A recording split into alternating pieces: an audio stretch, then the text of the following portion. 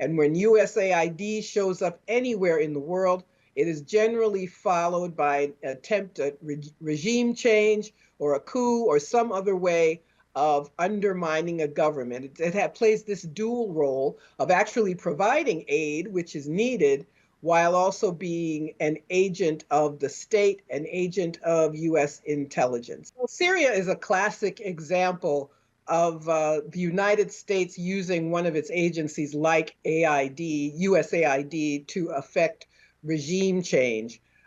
This was a two-pronged approach of the US funding armed groups to overthrow the Syrian government, but also to spread influence.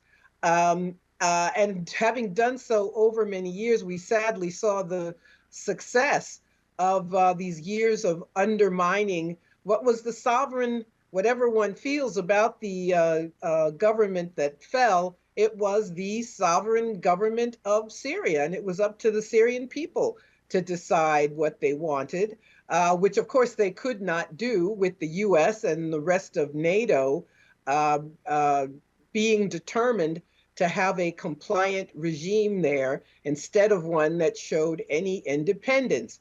So you see individuals being funded, projects being funded. You also see military groups being funded.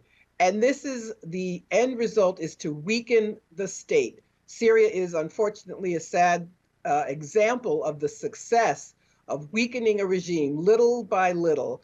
And of course the sanctions took a terrible toll, but it also is used on us, on people in the US, people in the West, to convince us that it was a good thing for the United States and other NATO nations to undermine Syria, to claim that the so-called rebels they were financing were simply terrorists, the kind of people we're usually told should be condemned and opposed and denounced.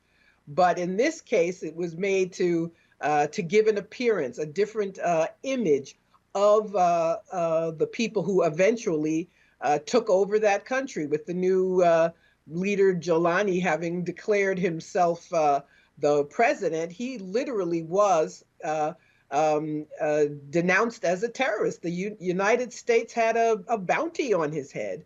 But that was all for show when they realized that the state was weak and they could take it over. It's war propaganda. USAID is very sophisticated organ for war propaganda. He is intentionally creating chaos in the state in order to exert complete control of the government, in order to circumvent Congress.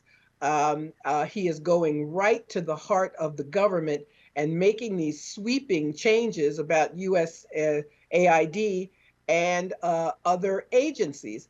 And of course, he has Elon Musk as a propaganda arm, saying that USAID is Marxist-Leninist, which is, of course, absurd, but using anything and everything to to give him complete control, to purge the government of everyone who is not completely loyal to him and to his agenda.